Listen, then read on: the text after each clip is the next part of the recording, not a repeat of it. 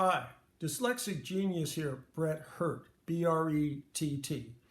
You can email me at dyslexicgeniushurt or 864-236-1680.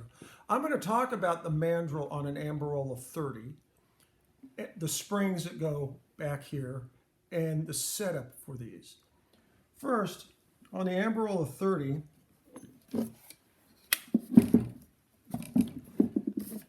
you have two little springs that fit inside the mandrel and that screw right there.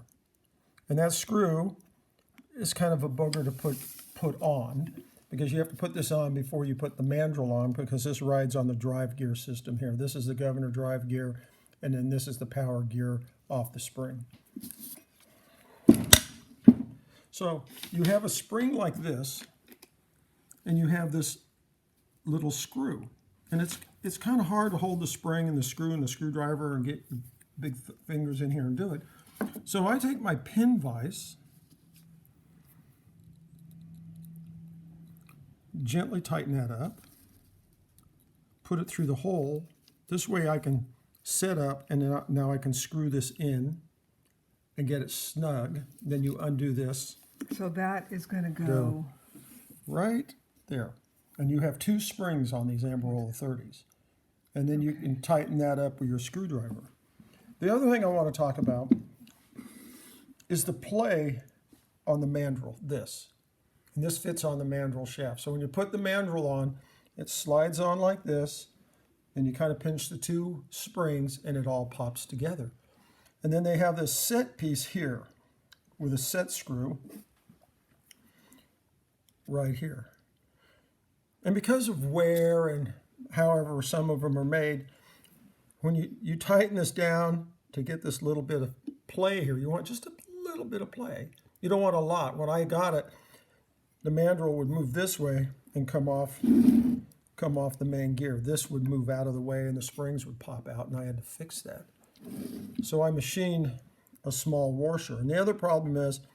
And what did the washer do? The washer fills up the gap because it almost had an 1/8 of an inch play in here, which it would not run well. So, and the other thing is sometimes you tighten these up, and when you tighten that screw up, it goes into a little slot. And when you tighten it into the slot, it pushes this little ring out. And this causes it causes the mandrel to wobble, and you don't want it to wobble because then it's wobbling, it's moving back and forth, and you're playing a record, and then it doesn't really sound well. So I did that. The other problem is when you tighten them up, that screw, set screw, can end up underneath, which is very hard to adjust. So I made it a much easier to adjust for the customer. And now we have it set up. The other thing is there's an oiling hole here, and up in the front we have a little oiling hole right there. So you would pop a little oil here and then a little oil here. When you put on this gear, because you'll have the mandrel off, and then you'll put this gear on, which runs on the main drive gear here out of the gear train. I put oil, then I push this gear train in on the machine. What do you mean push in? It's this piece here slides down the mandrel shaft and pops here in place. These are just pointers I wanted to point out on an Amberola 30 to get a little bit more performance out of them and have them play a lot better, and that's my tip for the day.